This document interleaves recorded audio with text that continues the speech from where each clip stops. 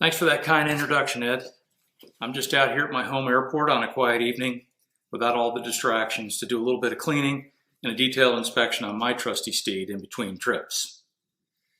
I too like to welcome everybody out there to this, the 11th edition of the Single Pilot Safety Stand Down. We think we have 2 days and 4 sessions worth of very impactful and relevant information that can help all of us be better single pilot aviators. The Single Pilot Working Group's been hard at work transitioning from our in-person event that would have normally been held in Orlando to this, the online edition. On Wednesday, we have a safety town hall. We'll hear from the top experts in aviation safety, and we hope that you stay with us through the entire week of presentations. We're also going to recognize some really incredible individuals for their accomplishments over the last year, to include Tony Kern Professionalism and Aviation Award winners, and a brand new award called Above and Beyond, where we're going to recognize a crew for heroic action, and you don't want to miss the story on that one. Thursday and Friday, we're going to tackle fitness for duty. And this is a subject that's probably just as important to a single pilot aviator as it is to a crewed operator. So again, please stay with us for the entire week. I'd like to now introduce our Single Pilot Working Group lead, Chris Provencio. Chris brings vast experience to single pilot operations. And as the Director of Security and Safety for Textron Aviation, he's eminently qualified to talk about single pilot operations and further single pilot safer operations. With that, Chris, over to you. Thanks, Tom, for the kind introduction. Greetings, everyone. I'm Chris Provencio, Director of Flight Safety and Security for Textron Aviation. I've had the pleasure of working with a great team of aviators who will be covering some excellent topics during the first 2 days of NBAA Safety Week, during the Single Pilot Safety Stand Down on October 5th and 6th. Starting on Monday, Todd Hotes and Tom Huff will be discussing the quest for mastery, outlining 3 different pilot categories and levels, providing insight as to what it takes to reach the master level. Following the quest for mastery, tune in for a very interesting presentation from the CJP safety team of Charlie Precourt, David Miller, and Neil Singer regarding a real-life scenario involving one of their members that included a very confusing, ambiguous cockpit indication. Find out how the pilot handled the situation and lessons learned. On Tuesday, we will feature Excellence on the Approach, where you'll be part of a scenario that led to a runway excursion. Some takeaways will be stabilized approach criteria, go-around decision-making, and you'll come away with some excellent references to SOPs and best practices. We'll wrap it up with Mr. Thomas Turner, Executive Director of the American Bonanza Society, where we will show how contingency planning before your flight will result in low-stress decision-making during high workload flight regimes. I'm confident your time will be well spent. I look forward to your participation. Well, greetings, everyone. Back to Tom Huff Live here.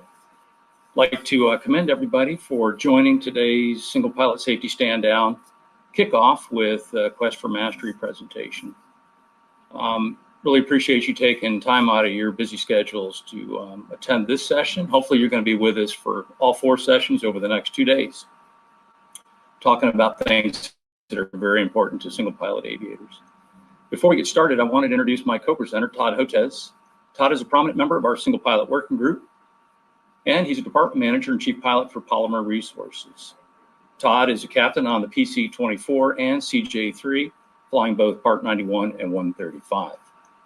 Todd is really the mastermind behind this presentation, and I'm honored to help kick off the Single Pilot Safety Stand Down, co-presenting with him today. We feel like the quest for mastery and being a master single pilot aviator is almost like safety. It's really a marathon with no finish line. And what constitutes mastery? Now, this is just a notional framework for how to improve our flying skills to get to a master level. And just some thoughts on how we might consider what it takes to become a master. And I think that maybe these 3 C's are quite appropriate: competence, confidence, and continuous learning and sharing of information. And again, this is just a notional roadmap. This isn't a program, but these slides will be available to you as well so that you can reference them later if you would like to. Everything here is underpinned by professionalism and excellence. And this is one of our foundations with the MBA Safety Committee, is that pursuit of excellence and being professional at all times. Now, for our framework, we decided to use three major categories: journeyman, intermediate, and master. And within each of these are three different subcategory levels: present, operating, and effective. Now, if you have a safety management system, these may actually sound familiar to you because we use these same descriptors from the Safety Management International Collaborative Group SMS taxonomy. Not trying to overcomplicate this, but just one way to take a look at how we mature as single pilot aviators. Really, it's important that we be able to look introspectively at how we're performing as aviators, and to critically self-assess our performance each and every flight, because many times we're the pilot in command, we're the director of maintenance, we're the director of operations, we're making all the calls. And if I might say, that's an awesome responsibility, that one we shouldn't shy away from. And as Todd and I were discussing this presentation, isn't it interesting that we start our very beginnings of our aviation careers being single pilot aviators in that pursuit to solo and private pilot? It's important, I think, that we always maintain a pursuit towards good stick and rudder skills. And we see time and again where there are problems with basic aircraft handling. Further, we want to make sure that we're expanding our information base on those hazards that are out there for us, weather being a primary one of them. That takes additional time to carve out of your probably already busy schedule. You may be running a business and you're using an airplane to leverage that business and to expand that business.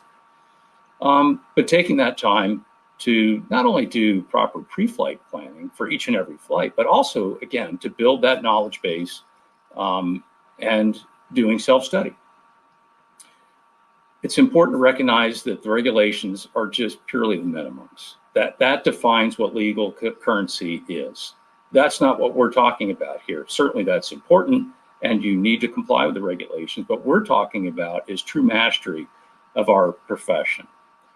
And I wanted to make sure that it's noted as well that just because you may already be considered a master aviator doesn't mean that you're not leveraging those things that would necessarily characterize a journeyman or intermediate aviator as you transition to new equipment, more complex aircraft, new complex avionics, whatever it may be. Sometimes we need to reset and dial down that risk rheostat as we transition to unfamiliar equipment. And now with that, for the first level, I want to turn it over to Todd. Well, thanks, Tom, and good morning, everyone. So here we'll begin the framework at the journeyman level, starting with the subcategory of present. In this segment, we find ourselves perhaps new as an airman, or perhaps experienced with thousands of hours, but new to a component or avionics system. So not necessarily from the beginning, but new to the airplane. Therefore, you're sticking to VFR or conservative IMC. In other words, you have a self-probation high minimums period of time, high minimums captain, if you will, in some of the 135 world scenarios. You have an understanding of the how and the when, but the nuances of the why are still in the active stage of learning. So using your mentor or instructor to help fill in the gaps with empiric knowledge is advantageous. As our confidence and competence builds, we begin exploring the world of abnormals. We begin asking the questions and correlating our systems knowledge for integration. We're still finding the balance of automation, self-reliance, and practical usage, and we're strategizing and analyzing the unknowns for a safer environment. Which brings us to the effective segment. You're now able to operate in everyday normal flying. You can accept route, approach, and departure and arrival changes with minimum effort. And you now have a good foundation to formulate plans and organize yourself as a single pilot, pulling in resources to safely actively manage your operation. ATC interaction has become seamless, and so too has executions of the instructions. At this point, you've also begun to branch out into other areas of education: workshops, webinars, type clubs, forums, etc. All fantastic sources of information that can further your ability as a single pilot. And so now we just want to take a look quickly and briefly at a couple of different accident scenarios. First accident that we chose was a single piloted Embraer 100 that unfortunately lost control after stalling on approach in icing conditions. Undoubtedly, many factors played a role, but surely flying behind the airplane and systems integration knowledge and confusion contributed to the accident, as the airplane, instead of recalculating icing speeds, thought instead to fly non-icing protected approach speeds. The second accident we just want to briefly touch on was also a single piloted 310 in Smyrna, Tennessee, a Cessna 310. Auto-flight confusion ultimately led to a tug and war between the pilot and the airplane. As the pilot pulled against the autopilot's uncommanded porpoises, the autopilot commanded even more trim down, working against the pilot, unfortunately resulting in a plummet to the ground. Committing yourself to the why and not stopping at the rote level will only enhance your margin of safety, both in the air and on the ground. So a few takeaways that we have in the journeyman category are to build your network. No need to be on an island as a single pilot. And sometimes I feel that we do feel as if we're alone, either in the air or on the ground planning. You are the dispatcher, you are the meteorologist, the scheduler, even the doctor in some cases making an assumption of, are we fit to fly? But lend yourself a hand and employ all those resources out there, whether it's on the iPad or mentors or perhaps books or anything that you can do to really improve yourself as a single pilot and pull in those resources. Leverage expertise in type clubs, again, forums or events, industry workshops. Many, many different resources we can pull in to help ourselves not feel as if we're on that island as a single pilot. Tom? Thanks, Todd. Really good points there to set the stage and kind of the foundation for being a master single pilot aviator. So what does it look like as we get into the intermediate stage here? And what kind of present characteristics we might look for once you get into this stage? And maybe you've got several hundred hours now in the airplane and you're getting really confident in your ability to work the navigator, the FMS. Your flows now are memorized and you can be able to consistently perform those without too much trouble. You're getting pretty handy at doing self-briefing. And you've figured out that it's helpful to even have a flow when you do weather briefings. Start big and then work in. You're not just looking at METARs and TAFs and then blasting off. We're taking a look at the larger scale weather patterns, and you kind of know what's to be expected over several days, not just the day of your flight. You're starting to make really good no-go decisions. So maybe you've actually experienced some maintenance issues, or maybe there was some weather there that you just weren't willing to accept. And those are the right kind of behaviors that really define this category. And as single pilot aviators, I think distractions are huge. You may be it in the cockpit, and you're dealing with people in the back potentially. You're dealing with all kinds of distractions on the ramp potentially. There's a lot going on, and it's all on you to manage those. So this is the time to really figure out your strategies in which to manage all those effectively and not let a distraction cause an inadvertent act of omission. And then as we continue on this intermediate journey towards the operating characteristic phase, you're really good at and really don't have any apprehension at flying any type of departure procedures. In fact, you might even dig into the chart supplement and take a look at those close-in obstacles. You're doing pre-flight planning at that level of detail. Guard frequency is in your second radio religiously, not just because you don't want to get in trouble if you miss a frequency going across sectors, but maybe you can lend a hand to somebody out there that's in distress. You're using the checklist with discipline, and you back that up with mnemonic aids. Now, I'm a fan of GUMPs. I do it 3 times. It annoys my wife sometimes, but I don't want to be one of those guys that lands with the landing gear up. That would be a very bad day. Weather avoidance tools, as Todd kind of mentioned, really leveraging all the capabilities of whatever application you use on your iPad. It really is transformational type of capabilities that we have right there at our fingertips. You've probably diverted for weather, maybe at this stage of your flying career, and you may have had to AOG for some sort of maintenance issue. And you're really good at both towered and non-towered operations. And I personally fly at a lot of non-towered airports, and I see a lot of crews that are just not doing that well in a non-towered environment. Now, as we get really good in this intermediate stage, you probably find high value in maybe joining a type club, and maybe you've even gone to one of their pilot proficiency programs. Maybe you do it annually, which might even give you a little bit of break on your insurance, which is always a good thing. You fly really tight approaches, which is fantastic, and you're really critical of yourself in maintaining those type of parameters, and you're using tools to debrief those. So use the electronic flight bag capabilities in whatever app that you use, and play back those flights and see how you did. It really can be quite enlightening and provide you a means by which to really debrief those flights critically and improve. You don't think much about going around late if necessary. You have a vehicle, aircraft wanders out on a runway or a vehicle. You know how to handle that go around just fine without any problems. And of course, we see tragic accidents here on missed approaches. That should not be an emergency procedure. That should be practiced and should be able to be flown just like the approach itself. It's part of the approach. In those cases where weather might be a little bit questionable, perhaps you've given flight service a call and asked for a second opinion, engage with them on the weather phenomena that's going on to aid your decision making and make the prudent decision to go or not, or come up with a second plan. And then the aviation safety reporting system that NASA has.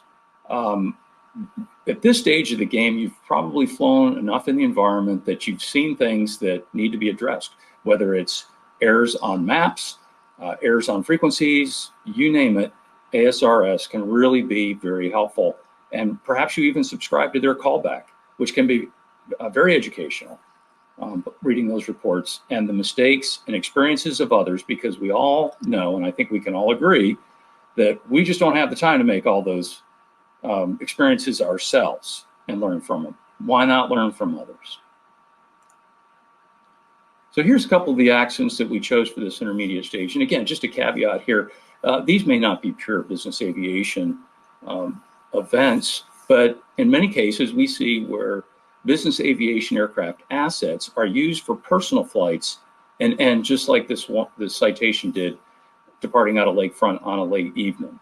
The weather wasn't terribly bad. It was a dark night, but as best the NTSB could tell, because there were no recorders on this airplane, they were using surveillance data and historical information based on the pilot's performance. And he did go to one of the training schools for his type rating checkout and recurrence. So it appears by all stretch that he was doing everything right. Why did it end in tragedy? It was a long day for him, understandably, leaving that late at night after a ball game. There was speculation that there may be some mode confusion where the autopilot button wasn't in the same place as his previous jet, Cessna Mustang. There was speculation they had sodomographic illusion. Well, those are real things that could happen with high thrust to weight airplanes at high pitch angles without a lot of outside visual reference. These are all things that we can study and learn from and put in place some mitigations. And then the PC-12. This is really tragic on many levels. 14 people lost their lives in this accident. Apparently, their pilot ignored the requirement to add PRIST for the temperature ranges that the aircraft was being flown in. Got a severe fuel imbalance, and then ended up losing control trying to get into a divert field at Butte. Now, the airplane technically should have only had a maximum of 9 people on board, and there were 14. 6 of those were adults, and the rest were all children ages 1 to 9. And that really makes this very, very sad when we see these types of accidents take place, when at this stage of the game, the aircraft flight manual should be well understood, and the requirement for the anti-icing additive in this case should have been well understood. There were plenty of opportunities too to address the imbalance situation because the fuel pumps were starting to talk to the pilot with CAS messaging. So there was plenty of time to react differently, and unfortunately ended up in this tragedy. So the key takeaways for this intermediate stage is to build yourself a code of ethics and stick by it. I pirated this from Rod Machado, for those that are familiar with Rod and his teachings. I think this is a really good point here, and that is you've established some weather criteria, some maintenance issues related to your airplane. And in fact, you may fly equipment that does not have a critical dispatch list or an MEL. But you have to make that decision. And so it's good to maybe have a very good relationship with your mechanic and pay close attention to the maintenance issues on the airplanes. And don't accept things that are questionable. It's just that important. And you're consuming different information at this point, or should be. There's so much out there. It is hard to consume a lot of it, but there's some excellent tools out there that don't take that much time, that are scenario-based and are very powerful, and the ability to teach critical lessons and stimulate that critical thinking on how we can do better. Perhaps you've taken some dedicated training on your particular navigation system. That can be quite effective as well. The VMC IMC clubs, great scenario-based training, once again, where people can share their experiences. And then again, you're tuned into the MBA's Single Pilot Safety Stand Down, and I tip my hat to you for taking the time to tune in and hear from us and our recommendations for being an excellent and further an outstanding single pilot aviator. Todd? So we've made it to the master category. And we just want to note that professionalism applies really to all pilots across the board. Doesn't matter if you're an airline captain of 20 years, a charter single pilot captain of 20 years with thousands of hours, or you're just starting. Professionalism is unanimous. You can fly professionally no matter what stage you're in. So you continue to immerse yourself in the books and continuously look for ways to study. That's absolutely one way to maintain this mastery category and mastery in general. You're taking as much industry knowledge as you can, as Tom alluded to. And lastly, you're building your own SOPs inside of the manufacturer's recommendations and limitations. Tom also referred to the GUMPS check and doing it 3 times. Whatever method you have a method and you have a procedure. If you're within the limitations in the manufacturer's guidelines, then you know you're safe, if not safer. And again, you're understanding all of the whys and not just the hows.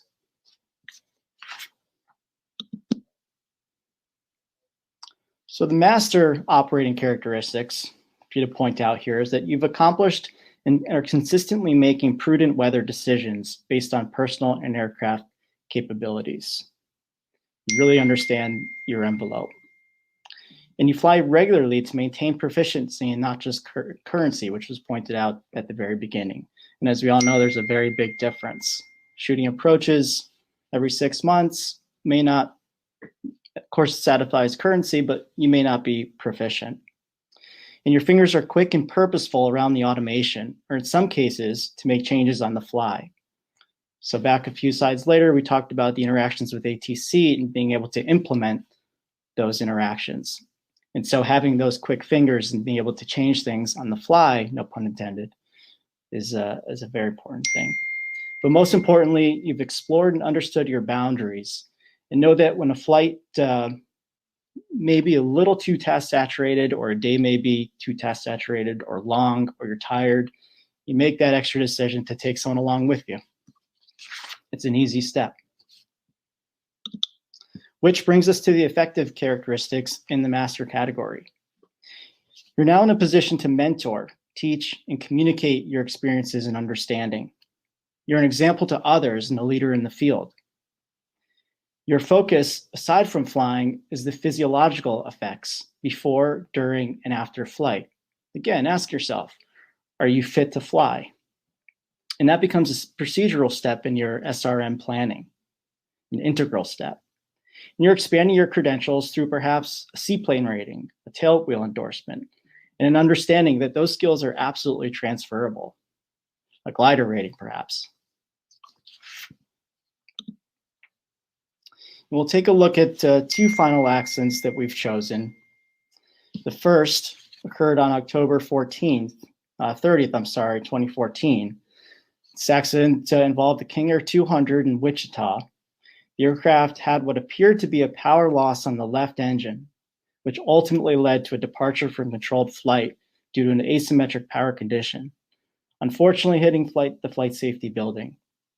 Understanding and committing memory to emergency items are imperative. Just like we maintain proficiency in other aspects of flying, those emergencies that require evasive, no time for thinking, action must be briefed, ideally verbally, on every flight, single pilot or dual crew, and drilled continuously. I'd submit to you more than just what's required, perhaps every 6 months or every 12 months, but doing it consistently, chair flying them regularly. Because when you need them, those skills have to be there in an instant. There's no time to go back to a manual or a checklist on those certain instances. The second accident that we'll take a look at was a PC-12 just short of Mesquite, Texas airport. The airplane experienced a power reduction unsustainable for normal operations. A plan was in place for an immediate deviation, which was made and was the right decision, but then changed for reasons outside of the current capabilities of the airplane. Again, your first initial gut instinct may just be the one that saves you. You have all of the training at this point behind you, not necessarily all of it, but you have a very decent amount of training behind you, a lot of knowledge, a lot of experience. That initial gut instinct could be the one that relies on that information that you built all these years or all these hours. Changing that may be the final factor in causing that incident to occur. So a few takeaways here. And Tom, this brings us to our final slide in partnering about comments and mastering aviation. We understand our own human nature. We understand and are coupled with a solid code of ethics, and we are doing everything we can to assure consistently safe flight outcomes. Further, we freely share our experiences so others may learn, and a continuous learning and experience gain are what makes aviation both unique, challenging, and rewarding. And Tom, I'd like to turn it over to you to close out the presentation and begin the Q&A session. Thanks, Todd. Great points on that master level. And we've got plenty of time for Q&A here, and we really want to engage with the audience. So feel free to jump on that Q&A or chat and add your comments or questions there. We'll get to those here in a second. And while you're doing that, I did want to take a moment for a debt of gratitude to the Single Pilot Working Group and Chris Provencio. Really put a lot of work into the next couple of days. And again, we hope that you stay for all 4 sessions. I think you're going to find those quite interesting. As Ed said, the awards presentation on Wednesday, and then the National Safety Forum with some additional awards layered in for Thursday and Friday. I think it's going to be both interesting and enlightening, and certainly just as relevant in terms of fitness for duty for the single pilot aviator, if not more so. So we hope that you'll stay with us for the whole week. And we're trying to keep the sessions short and concise, so we're not taking up too much of your time during the day, that you get time for plenty of breaks. I also wanted to give a shout out to Max Grover from our communications and events team. He really is doing some great stuff with the production side and working with the MBAA staff and producing the video content that you're going to see throughout the week. And then lastly, I want to take an opportunity to thank the MBAA staff for working with the MBAA Safety Committee and helping put on this virtual event throughout the week. So Todd, I know as we were putting this brief together, I kind of posed some questions because you really do have the street credibility in terms of single pilot operations on some very sophisticated equipment. And I know you have a lot of time in the PC-12, which is a fantastic airplane, so much capability. But to me, this is really graduate level flying. when you really think about it. In fact, I was just reading an article from John Zimmerman in the September issue of Flying Magazine, and he says that single pilot IFR is the hardest thing that you can do. Now, he did throw props to his fellow columnist about being a heart surgeon. And I might, as a former Navy guy, say something about landing on a carrier in the middle of an ocean on a dark night. But I would agree that single pilot IFR is right up there, graduate level type of activity. The hazards, pretty much the same, but I think the risks start elevating because probabilities start to increase and realizing risk.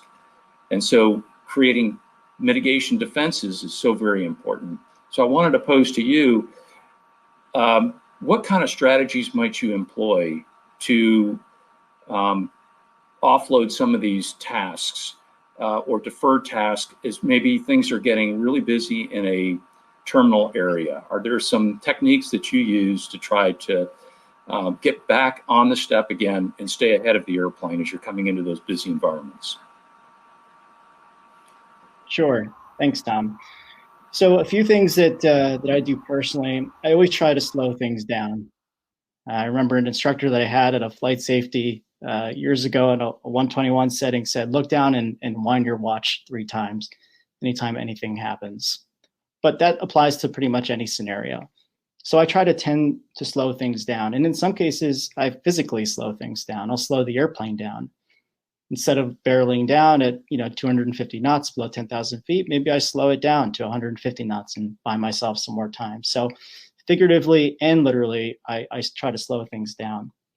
On that same token, I'll take delay vectors. There's absolutely no harm in taking delay vectors. Maybe you add another minute or two to your flight, but that minute or two could really be the difference between tasks saturating yourself and really allowing things to follow a flow.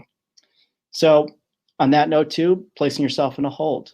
All these things you can do just to slow things down. That's really kind of what I'm getting at.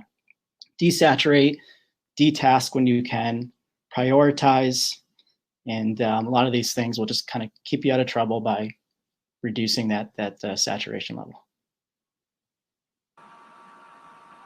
Yeah, great comments, Todd. And I even find myself sometimes allowing ATC to kind of drive the situation and holding high, and then ending up having to really hustle down to get on an approach.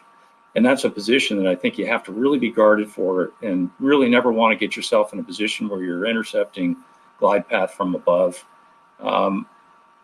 I'm sure you've probably been in that situation more than one time. Are there any strategies you would use to try to preclude that from happening to you? Hey, Tom, I think that's an excellent point. So there was some discussions a few months ago regarding an accident that we were reviewing, and it was all about, being obviously the PIC requirements and that you can drive the pace of your flight, right? So if things aren't going right, if things are maybe snowballing on you, you're the pilot in command. And something that was taught to me way back when was be directive and then descriptive.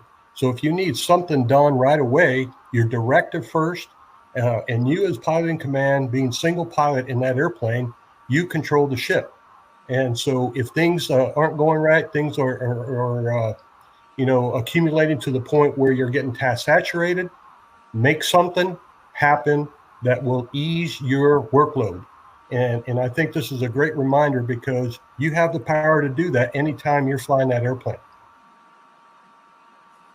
Yeah, great points, Chris. And I think, as Todd mentioned, just request a turn and holding and get yourself situated if you're getting behind the airplane, just so that you can stabilize everything before you commence that approach. I think we see this quite a bit, actually, where we let pilots get behind the airplane, maybe let ATC drive us into a position where we're really not comfortable, and then maybe we're a little intimidated or timid and seeking a way out to get us back in front of the airplane again. So yeah, very excellent points. Well, the other thing that it reminds me, it doesn't really matter if you're single pilot, if you're crewed. I've read recent accident reports through some human factors and threat and error management classes I've taken. There's input from the pilot not flying, and they were ignored. And there's been multiple reoccurrences of the right seater, the pilot not flying, making input, valid input based on the conditions that they were seeing, but yet the wrong path was chosen. So again, it goes back to CRM. It goes back to your training. It goes back to a really strong safety management system that you have in your operation, regardless if you're flying single pilot or crew. Brings us to a question, Tom, from the audience. And by the way, thanks to you and Todd for spending the time develop this presentation. Also to my single pilot working group, who spent a lot of hours throughout the year making sure that the content that we provide to you is relevant and is value add for everybody. But the question from the audience, is there a template for a safety policy as described that I can start with and then mold as needed for my operation as a single pilot turbine pilot?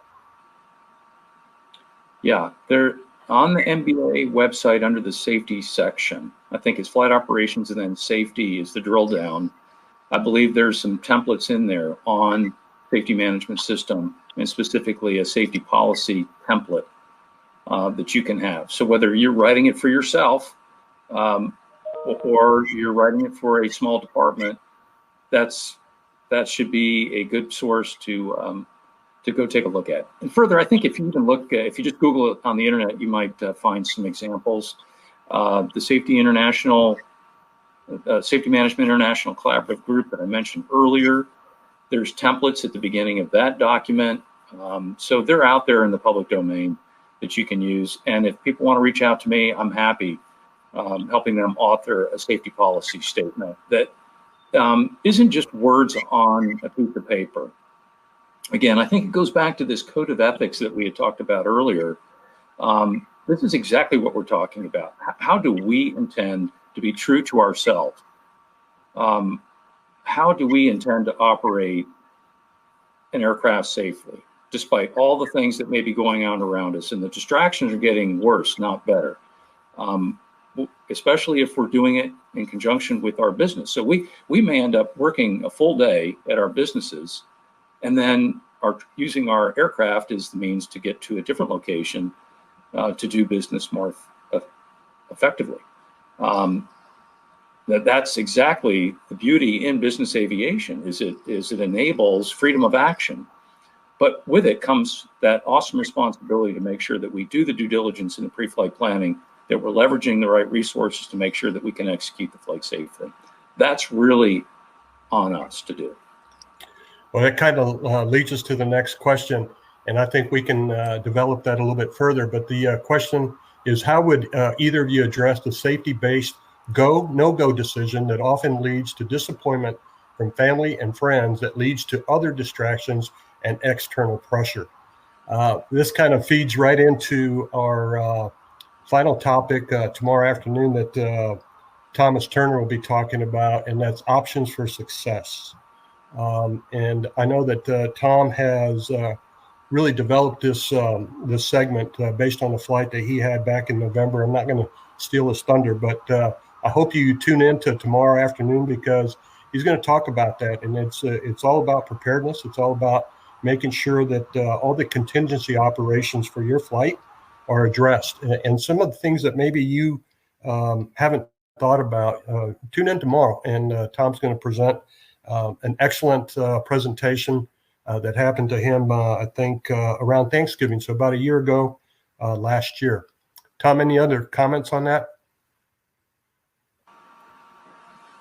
That's a really great question. And I'm not sure what would be harder, telling your family that you can't go, or your principal that you can't go. Really, this isn't too much different from single pilot than crewed operations, to be quite honest with you. That's tremendous pressure, because a lot of people think that this is just as routine as getting in a car and going to someplace. When maintenance issues and weather issues especially have to be looked at with a critical eye. Here's just something that I would throw out there as a suggestion. Have a conversation with your family about the risks in doing a trip. Now, I start my trip planning usually a week out. So I leverage some NOAA resources. It's called Model Analysis and Guidance. I find it quite effective because I can loop weather, especially convective weather, living here in the Southeast, out 10 days. Now, the models tend to fall apart that far out, and they converge closer to three to 4 day range, as I understand it, in terms of accuracy. Nonetheless, I can start building a mental model of what's going to happen. And if it's clear that it's going to be a touch and go situation in terms of weather, make alternate plans. Just say, look, we're not going to be able to make this trip, or there's a real possibility we're not going to be able to go on this day. Go a day earlier, go a day later, come back a day earlier, come back a day later. Get all those plans out on the table first. Don't break bad news when you're already at the airport and you find out, you got a dead battery, or there's some other maintenance issue that you really should scrub and put the battery on charge and do it right. That's how I would approach it, is have the conversation about these types of things that can enter into the mission planning, and then create a plan B and C so that you can still do what you want to do. You're just not going to be able to leverage aviation to do it this trip, potentially. It's not going to be 100% effective each and every time. That would be my recommendation. Yeah, I'd just like to add a personal experience, Tom, that happened to me way back when I was demoing airplanes a little bit more frequently. But I was some external pressure to take some customers back from Wichita back to Miami. And there was convective weather around Wichita and also in the Miami area. And again, the pressure to get those guys back, they were only planning to stay the day and not overnight. But it just didn't make sense to take off. And there was some disappointment from the sales team as far as, not taking off. But as a recap to that scenario, there was 11 tornadoes at touchdown Wichita that evening, right? And, the customers did enjoy the evening. They were able to enjoy one more fine dinner in Wichita, Kansas, and I actually went shopping and got them some new clothes. And then next morning, obviously, the storm had blown through, and the customers weren't upset at all. I remember the captain, he was from Brazil, and he tapped me on the shoulder and he says, "Hey, Chris, Captain, nice decision." We enjoyed the flight back to Miami the next day and didn't detract from the whole scenario. So, there's more prudent ways to do things at certain times. And it's an excellent point. There's a good question. Let me see here. Comment on using the autopilot in lieu of first officer and incorporating the autopilot into the entire flight profile.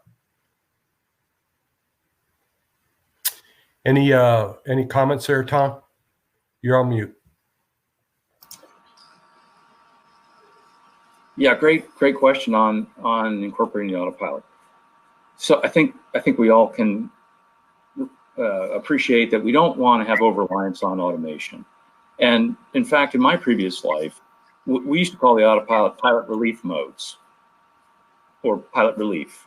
When you need some assistance to manage the path of the airplane, then use the autopilot. If you have just a different perspective on what the autopilot is really there for, then maybe we would see less dependency on automation issues that crop up. But at the same time, I think there's some techniques that and I'm by no means an expert on this, but when you select an auto flight mode, that's simply a request, right? We want to verify that mode is actually engaged and not just hit the button and ignore it. So I think at the same time that we want to leverage the capabilities of the autopilot, I think we need to do it smartly. So we have to really pay attention to what the autopilot's doing when we turn control of the airplane over to George. And I think if we look at it in that way, we can avoid a lot of these potential issues that we seem to see, where there's mode confusion, or where pilots say, "What's it doing now?" And I think we've all been there. So as opposed to trying to make the autopilot at any cost do what we want it to do, just have no hesitancy at all to hit the big red button and go, I'm just going to hand fly this thing until I can figure out how I need to get it back in the box again. And I'll select it when the time is appropriate. So now, as we talked about from what Todd had mentioned in terms of how he shifts priority and looks to ways to offload some tasks at crucial points of time. Same with trying to figure out what's going on with the automation of the navigation. It doesn't need to be done right then. What's important is managing path and energy of the airplane at that moment first. And then we can go back and see what's going on with the automation. I hope that answers the question okay. But yeah, I mean, if you want to consider the autopilot as kind of your first officer, great. The other thing too that we didn't mention during the course of the brief that I recall is that maybe you have an opportunity, if you're flying passengers, ask them if anybody has a pilot's license or has some familiarity with flying, and ask them to be your co-pilot. Now, that could induce some distractions. I recognize that, but if it's done in the right way and you have time to pre-brief that person, just go, look, I want you to scan outside for other traffic. Help me if you hear our side number on a radio call and I don't respond, you just elbow me. So I think there's some tips and tricks that can be used with using somebody that maybe is a private pilot. They would probably love to fly an airplane. What about searching your local airport or local regional area for people that are trying to build time?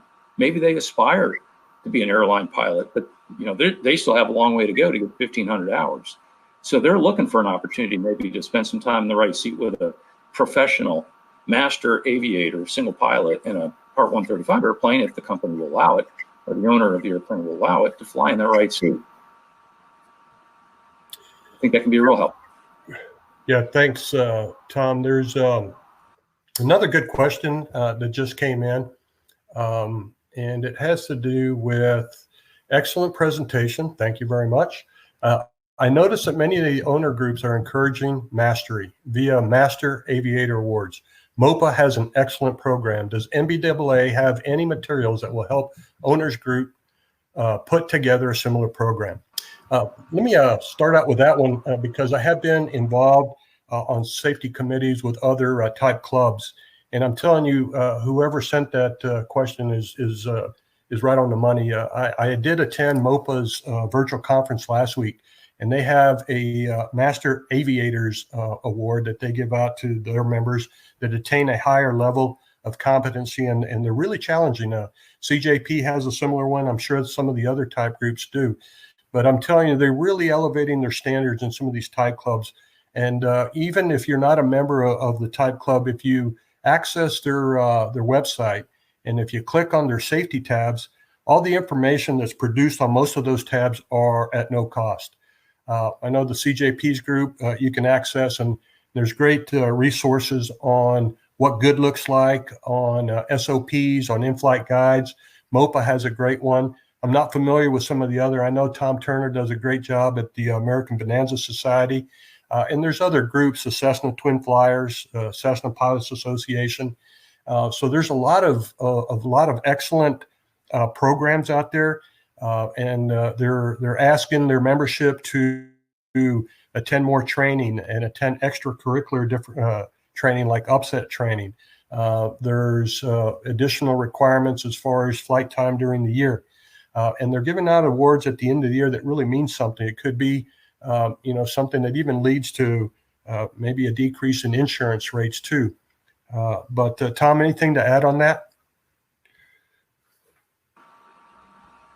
Chris, I couldn't agree more. I think the biggest foot stomp coming out of this presentation is type clubs, because it's not only about the flying of that particular type of airplane, but also the maintenance that's unique to that airplane as well.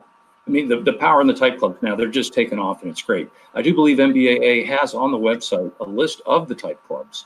And then I think it's just a matter of reaching out to the particular airplane that you fly, that type club, and figure out how you want to get involved. But I went to a twin Cessna owners safety convention or symposium. I don't recall what exactly they called it. I thought it was outstanding. That's where I met Dr. David Strawley, and he gave a 2-hour presentation on weather products. So everything about NexRad and onboard radar, fascinating. Dispelling all kinds of myths about the weather products, how they do the mosaics, base reflectivity, shadowing effects with onboard radar systems. Really, in 2 hours, that was just a phenomenal presentation. This is the power of type clubs. If you participate in them and just listen to the speakers that they get, and then further, hopefully, you take advantage of the programs that they offer. I believe CJP is doing upset prevention and recovery training with a provider. You'll get your IPC and your flight review done with Mooney, and no, preferential to Mooney, obviously, because I have a Mooney. But you'll get your IPC and your flight review done in your airplane, and I don't think you can do much better than that.